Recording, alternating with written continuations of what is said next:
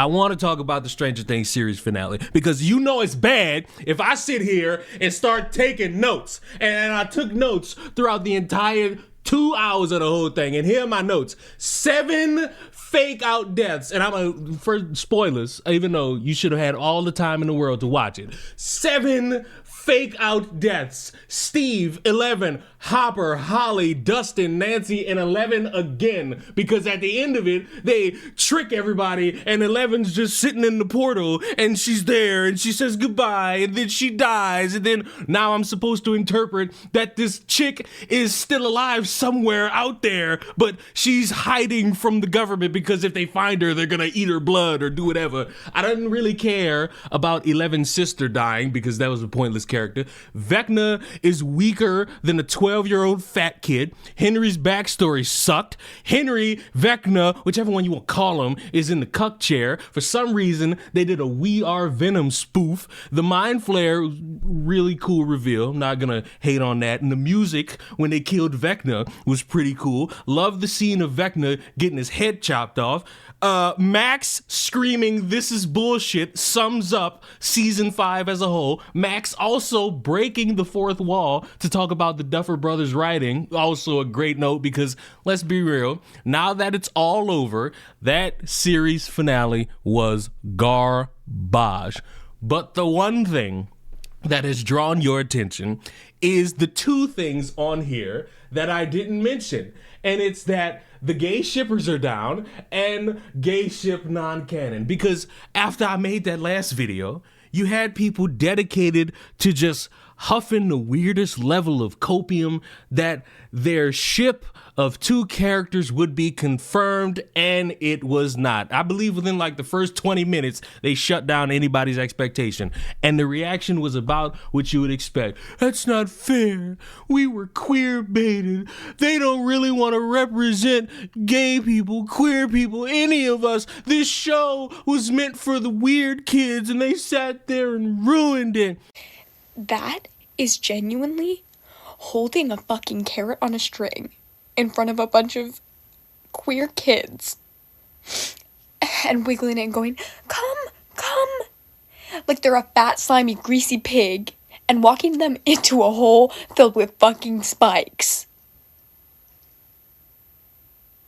It's not queer bait. That was literally a worm on a fucking string.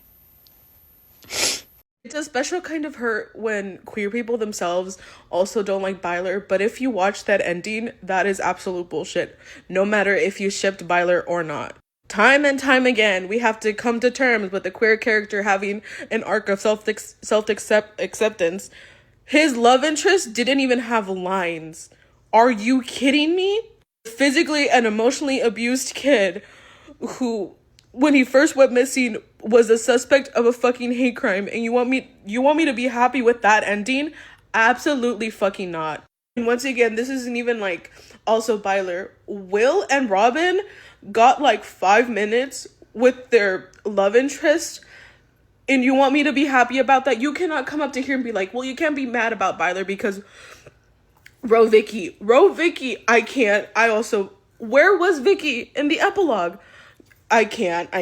Oh, I'm so upset. Listen, I'm not even mad. Okay, I'm mad at the fact that Byler isn't canon.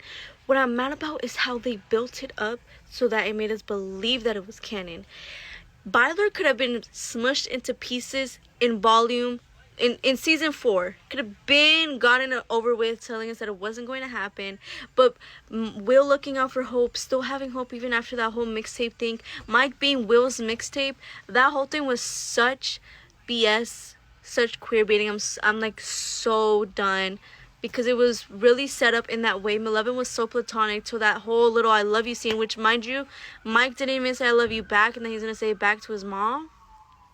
Get the hell out my face. Bros, I don't know how to hammer it home, but two dudes being friends, being best friends, don't mean they're gonna start bending each other over and having the time of their lives consensually in each other's anuses. It's just not gonna be a thing. I'm sorry that you didn't get what you want in your parasocial diaspora if hoping that random interactions means that somebody's gonna kiss at the end. I understand that you build yourselves up wanting to see something, but ultimately you get caught up in all the fanfare of hoping something is true that when reality hits you in the face, you end up very upset, angry, when you should just be overall disappointed and move on to the next thing. Because I am not crazy. I know that there are shows that have actual good representation of gay relationships. Not this fanatical nonsense that you people hope would be the thing to prove that homophobia exists. Actual good representation out there on the big screen, small screen. I believe that it's out there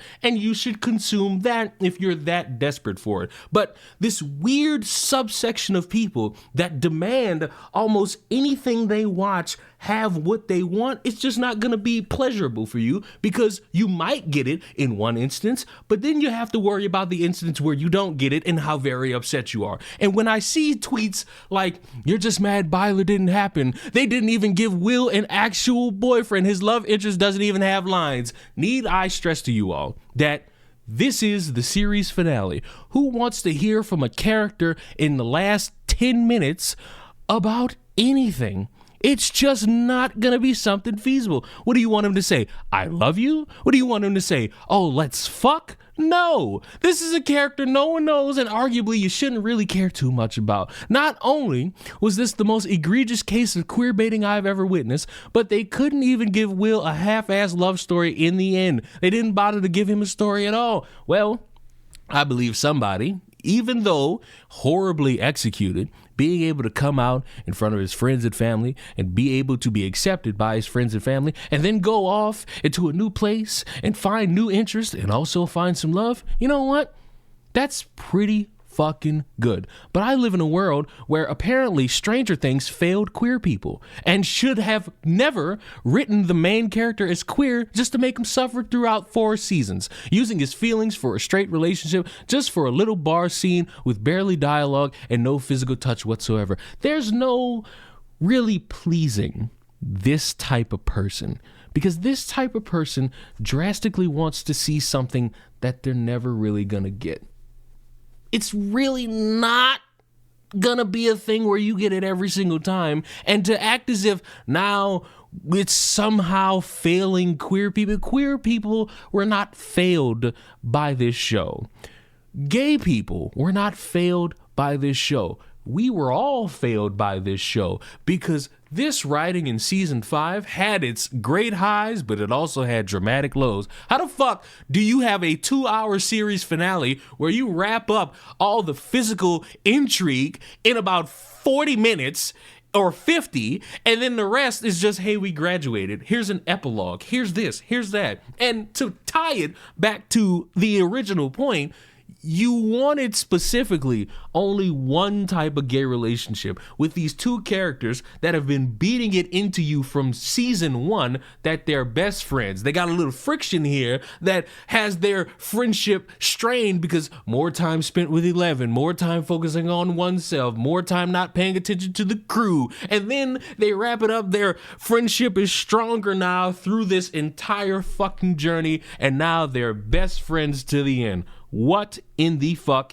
is the problem? Sorry, but I'm repeating what I said in the last video about this topic.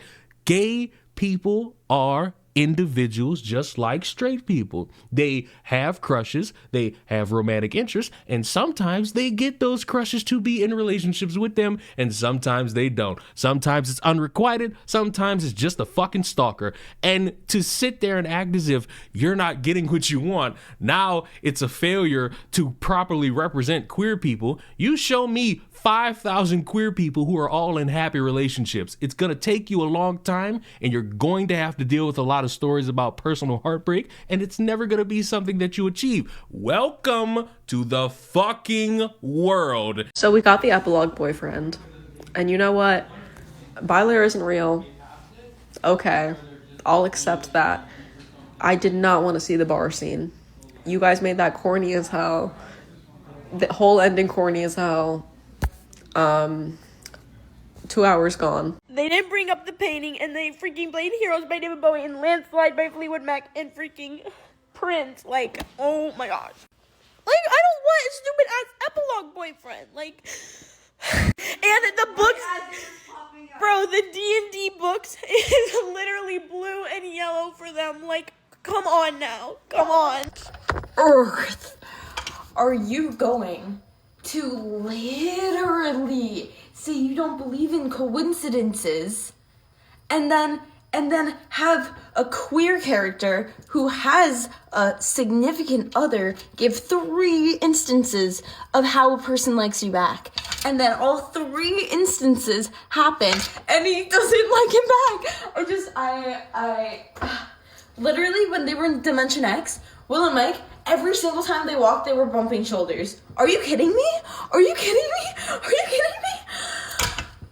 Are you kidding me? I'm losing my mind. And just to wrap it, I cannot for the life of me understand the desperation to want something so much that really isn't that important. I just don't get it. Me, in the grand scheme, if I'm interested in seeing characters develop stronger, I would sink my teeth into it, but it's not the end of the world if I don't see the thing in full detail. It ain't that dramatic. It ain't that fucking detailed. It ain't that important, especially in a fucking show that refused to kill off any of these fucking characters at any point. Season 5 of Stranger Things sucked more because of the bad writing, the poor pacing, and the overall just fuck it, we ball concept of a series finale rather than apparently failing a bunch of fucking queer people.